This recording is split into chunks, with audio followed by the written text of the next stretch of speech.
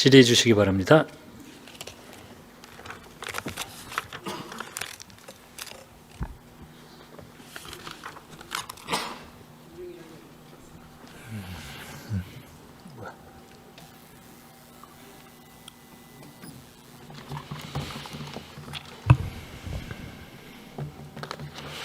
네, 김민석 국무총리님과 그리고 국무위원님들 모시고 2024년도 결산 심사를 하게 돼서 개인으로서 굉장히 기쁩니다.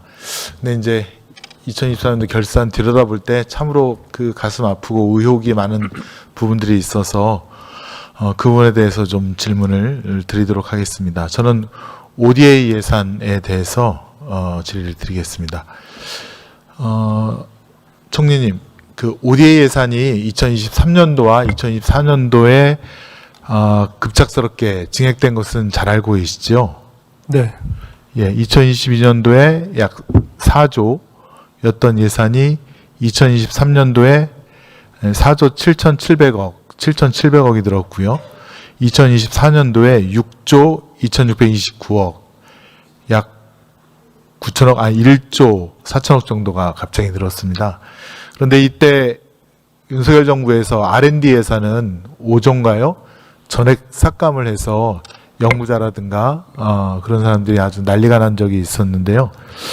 특히나 이 ODA 예산 중에 2024년도에 특이한 것이 신규 사업이 굉장히 많이 그때 끼워져 있었습니다. 신규 사업이 원래 11% 정도였다가 16% 가까이로 비중이 커졌고요. 그 다음에 규모 액수도 4,700억 정도였다가 9,358억, 한 2배 가까이 다 신규 사업을 했었는데, 그때 제 기억에 예결이 그때 초선이었을 때 윤석열 정부에서 기재부라든가 전 부처에 그 ODA 예산을 좀 신규로 빨리 좀 집어넣어라, 이런 걸 좀 집어넣어라, 이렇게 그 독촉이 심하게 와서 굉장히 힘들었다라고 하는 그런 얘기를 듣곤 했습니다. 그렇기 때문에 ODA 예산이 원래 이제 사업 선정서부터 발굴해서 그다음에 수혜국과 협상하고 그러는 과정이 한 기간이 2년, 평균 2년 3개월 정도 걸리는 것으로 알고 있었는데, 이제 막 집어넣으니까 뭐 몇 개월 만에, 정말 1년 안에 그냥 신규 사업이 막 반영이 되고 있어서 그때 정말 그 걱정스러운 눈길로 뭐 기재부 공무원도 그렇고 저희들도 그렇고 이거 이러면 안 되는데 하면서 걱정스러운 일을 탄식을 했던 그런 기억이 납니다. 더군다나 이제 신규 ODA 사업 중에 가장 많이 늘어나는 곳이 저는 캄보디아라고 보여드는데요. PPT 한번 봐주실까요? 저희가 수차례 이제 그 말씀드렸던 사안인데, 윤석열 정부 출범 이후 캄보디아 ODA 예산이 2022년도에 1,789억이었다가 2025년도에는 4,353억 원으로 2.4배가 증가되었고, 특히나 2025년 예산안에는 민간 협력 전대 차관이라 그래서 사업의 특정 없이 언제든 수혜국의 선택에 의해서 빼먹을 수 있는 예산이 30년 만에 648억 원이 배정이 됐고, 캄보디아뿐만 아니라 의심스러운 인도네시아에도 동일한 액수의 민간협력 전대 차관이 포함되었던 그런 경우도 있었습니다. 다행히 이것은 국가에서 승인이 안 났기 때문에 이번 추경에서 이제 삭감했던 그래서 국민의 혈세가 낭비되지 않도록 하는 조치는 취했다라고 하는 그런 말씀을 드리겠습니다.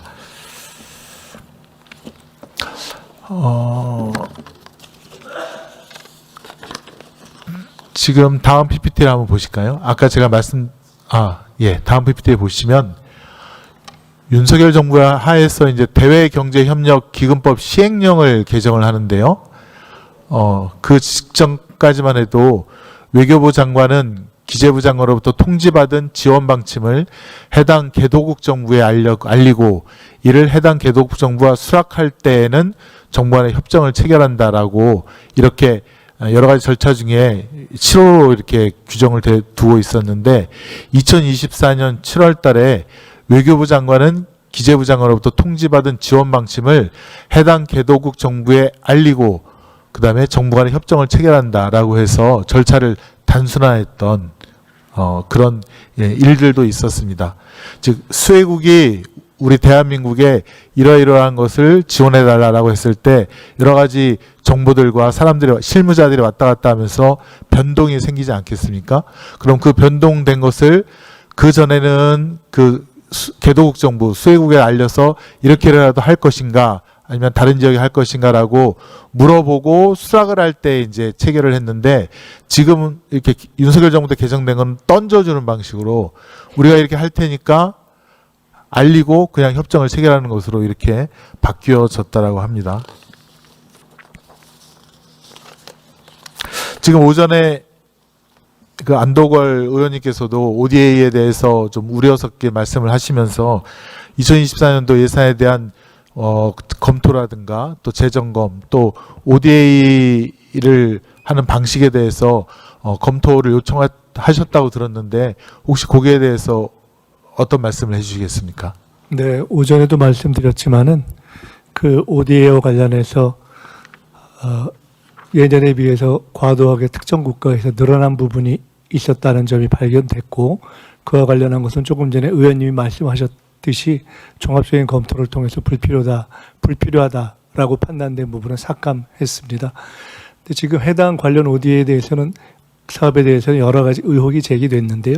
저희 자체적으로 조사를 해본 수 있는 대목에서는 가령 특정 종교 관련이라든가 이런 부분이 있는가에 대한 검토를 한 바가 있으나 저희 조사만으로는 파악이 어려워서 이 부분에 대해서는 이미 특검에서 관련된 부분이 수사에 포함되어 있는 것으로 알고 있기 때문에 그 내용을 지켜보고 있습니다. 네, 저도 특검을 통해서 이것은 좀 강제 수사의 방식으로라도 샅샅이 파악을 해야 된다 이렇게 생각을 하고 있는데요. 캄보디아의 경우는 특히 왜 그러냐면 초고속으로 집행된 예산이 2,281억. 그러니까 한 해 동안 예전에는 한 해 동안 캄보디아에 주겠다고 하고 사실 실제 집행액은 그거보다 더 적거든요.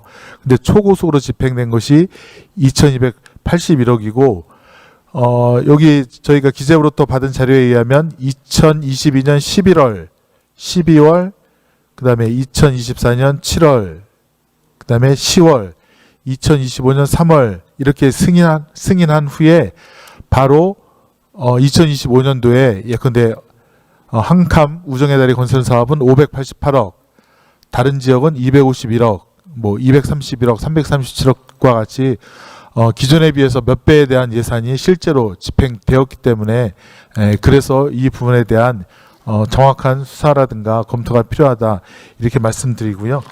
그 다음에 PPT 화면을 한번 보실까요? 이렇게 갑자기 캄보디아에 대한 ODA가 증액된 것이 통일교와 관련됐다고 하는 그런 내용들이 지금 자꾸 나오고 있습니다. 2022년도에 통일교에서 메콩강 핵심 부지에 아시아 태평양 유니언 본부 건립사업 추진을 진행하고 2022년 3월 20일 통일교 해외사업본부장인 윤영호가 윤석열 전 대통령과 독대했을 것으로 추정이 되면서 2022년 4월 달부터 김건희 씨에게 뇌물공세가 시작이 됩니다. 다 알고 계시면 샤넬백 2점 그리고 다이아몬드 목걸이 그라프 다이아몬드 목걸이 6천만 원 상당의 그런 목걸이가 넘어간 것으로 알고 있고 그 외에도 다른 여러 가지 고가의 물품들이 김건희 씨에게 넘어갔고 그것이 캄보디아에서 ODA가 증액된 그런 이유라고 이렇게 저희는 의혹을 갖고 있습니다. 또 하나는 윤석열 전 대통령이 부산저축은행 수사를 하는 담당 검사였는데 그때 부산저축은행 부실 수사 중에 하나가 캄코시티 사건입니다. 캄코시티, 월드시티의 시행사 대표인 이모 씨가 캄코시티에서 그 시행 개발을 하면서 2,400억 원의 부산저축은행 부실 대출 자금을 받아서 결국에는 다 그것을 뭐 횡령했거나 혹은 파산에 이르러서 부산 시민들에게 서민들에게 피해를 입혔다는 건데요. 더하여 부산저축은행이 CM립 신공항 부지 사업도 했었고 그것이 지금 캄보디아의 예보에서 아마 묶여져 있는 것으로 알고 있는데 윤석열, 김건희 두 분이 이 캄보디아 투자라든가 또 예보가 갖고 있던 권리라든가 이런 것에 대해서 잘 알고 있어서 캄보디아의 이런 ODA 사업을 통한 국고 손실, 국고 횡령 빼먹기 위한 그런 시도를 한 것이 아닌가 이렇게 예상할 수밖에 없었고, 또 뉴스타파 모 기자에 의하면 캄보디아에서 들려오는 전언은 캄보디아 정부 뭐 총리라고 지금 이미 유튜브에 다 나와 있는데 총리와 김건희 측 사람과 사이에 뒷돈을 달라라고 하는 그런 제안이 있었다라고 하는 의혹 제기까지 있었습니다. 그것은 차츰 수사라든가 또 취재를 통해서 더 사실이 나오면 그때 다시 서면 질의라도 드리도록 하겠습니다.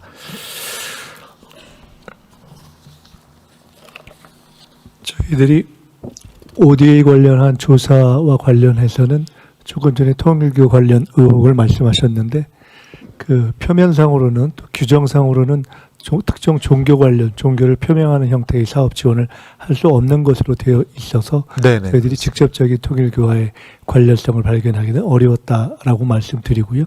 또 그 과정에서 정부의 특정 직위와 관련된 부분과 관련된 부분에 대해서도 현재로서는 정확하게 파악하거나 들은 바는 없다 이렇게 말씀드리겠습니다. 그럼 총리님이 어쨌건 요 ODA 건에 대해서 국회에서 자료를 요청하면 해당 기관에다가 적극적으로 자료를 내라고 그렇게 말씀 주실 수 네, 있는 그렇게 거죠? 하겠습니다. 예, 그 캄보디아 녹색 금융 프로그램 한번 보실까요? PPT 한번 띄워주시겠습니까? 이것도 아마 급작스럽게 어디 들어간 것으로 제가 기억이 되는데 캄보디아의 녹색 금융 프로그램 결국 뭐 금융기관을 통해서 우리 ODA 자금이 지출될 예정이었는데 결국에는 무산이 됐습니다. 아마 이게 신중하게 계획이 안 된 것으로 알고 있는데, 근데 이제 저희가 의원실에서 자료를 요구하다 보니 말이 틀립니다.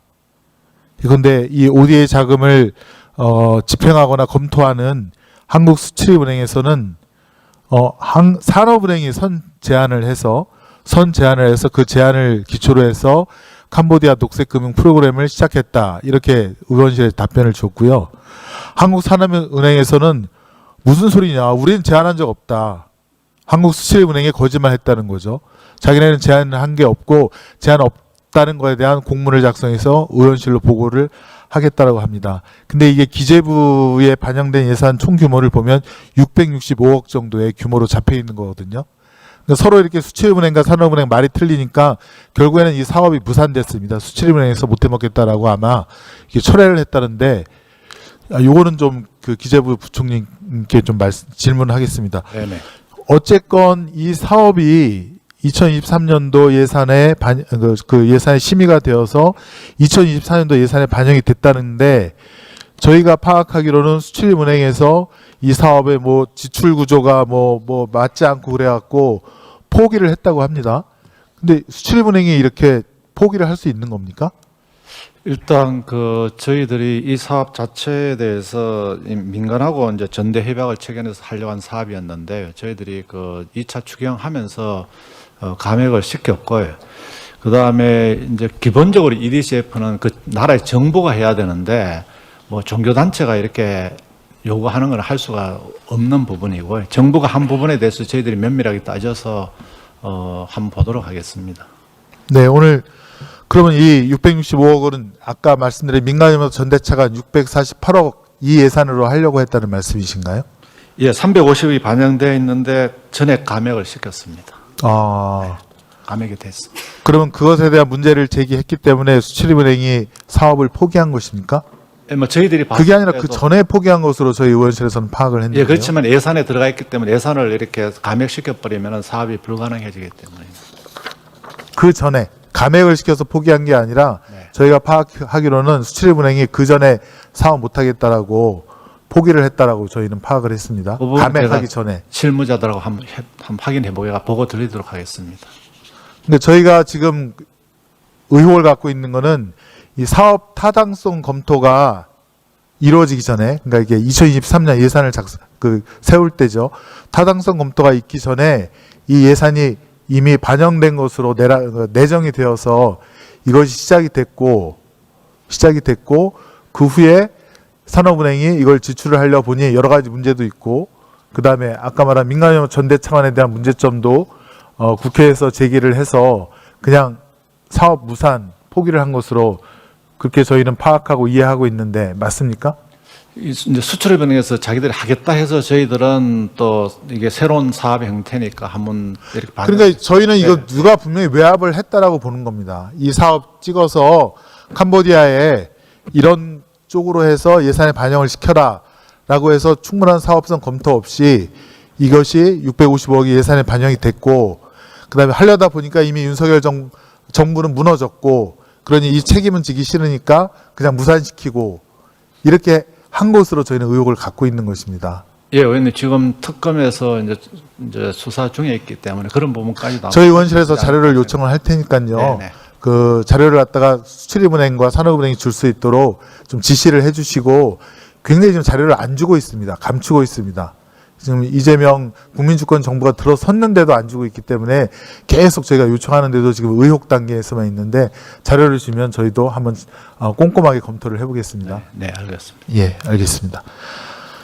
근데 이런 사업이 저는 한계라고 보지 않습니다. 제 기억은 분명히 그때 기재부뿐만 아니라 전 부처에서 ODA 이거 집어넣어야 된다고 실무국장들이나 과장들, 공무원들이 엄청나게 힘들어하고 고민하고 또 이게 나중에 문제될까봐 염려했던 그런 기억들이 나거든요. 아까 캄보디아 2천 몇백억, 4천 몇백억 그 예산 저희가 증가됐다고 말씀드렸죠. 구성을 보면 전 부처가 해당이 됩니다. 전 부처한테 캄보디아 넣을 거 다 뽑아오라고 했나 봅니다.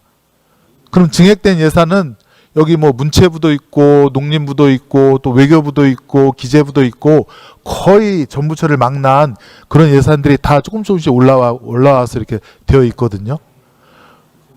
그러니까 그런 부분들도 저희가 한번 검토를 해 볼 테니 아무튼 자료는 잘 제출해 주시기를 바라겠습니다. 네, 알겠습니다. 캄보디아뿐만 아니라 ODA의 또 그 하이라이트는 역시 우크라이나 아니겠습니까? 우크라이나 한번 좀 보실까요? 지금 이제 우크라이나 ODA 관련된 삼부토건 주가 조작 사건도 역시 특검에 의해서 수사를 하고 있고 이건 워낙 국회에서도 많은 질의가 있었기 때문에 다 아시리라 생각됩니다. 2023년 5월달 1,000원대였던 그런 삼부토건 주가가 두 달 만에 7월 15일, 7월 17일에 5배로 증액이 되었고 그 과정에 대한민국의 국토부 장관과 그다음에 추경호 부총리가 여기에 동원됐다고 하는 또 하는 그런 의혹들이 있었고 가장 하이라이트는 윤석열 전 대통령이 우크라이나 그 전쟁터로 갑자기 갔다는 것이죠. 갑자기 갔다는 것이고 그다음에 그 다음 PPT 한번 보여주시겠어요? 우크라이나에 들어간 예산이 총 4억 불입니다. 하나로 5,500억인데요. 인도적 지원 2억 불, 그중에 1억 불은 현물이고 1억 불은 현금입니다. 코이카 무상원조 사업이 1억 불, 그것은 저렇게 물품을 구입해서 우크라이나로 보냈다고 하는 것입니다. 그 다음에 다자금융기구, 세계은행, 월드뱅크를 통해서 수출입은행이 1억 불을 넣었다고 하는 건데 이거는 세계은행이 먼저 선집행하고 그 집행 내용을 보면 수출입은행이 그 1억 불을 갖다가 메꿔주는 방식으로 진행됐다고 하는데 무려 5,500억의 혈세가 우크라이나에 2년 만에 직접 지원이 되는 형태로 갔는데 이게 진짜 제대로 집행이 됐는지 저희가 자료를 요구해도 자료를 주질 않습니다. 그리고 어떻게 이걸 확인하느냐. 저 2억 불이 또 현금으로 간 1억 불이 진짜 저렇게 지원이 실제로 됐는지 자료를 갖고 있느냐. 그걸 달라고 해도 주지를 않고 있습니다. 혹시 부총리님 이거 확인이 가능합니까? 어떻습니까? 예, 저희들이 EDCF에서 나간 부분에 대해서는 저희들은 뭐 확인이 가능합니다만 기재부에서는 확인이 가능한 부분이고. 근데 아마 결산 어디 보고서만 보시고 실제로 아마 서류로만 확인하시고 네. 실제로 어떻게 나갔는지 그거는 아마 확인을 못 하실걸요. 그러니까 세계은행을 통해서 MDB를 통해서 간 부분은 이제 세계은행에서 집행했다고 하면 그걸 가서 이렇게 저희도 확인하기는 현실적으로 어려운. WB는 어느 정도 공신력이 있기 때문에 저희도 그쪽은 네. 그냥 조금 믿을 수 있다라고 네. 치더라도 이쪽에 인도적 지원 2억 불이라든가 이거는 어떻습니까? 그 부분은 이제 외교부에서 코이카로 인도적 지원이 나왔기 때문에 그런 부분도 아마 좀 확인. 현물 지원이 코이카도 있지만 인도적 지원 1억 불에도 현물 지원이 있거든요. 네. 물품들을 보면 되게 중복된 게 많아요. 근데 이게 진짜 그렇게 간 건지 아니면 서류로만 이렇게 해서 정리를 한 건지 알 수가 없습니다. 근데 그런 거를 알 수 있는 네. 네네. 네.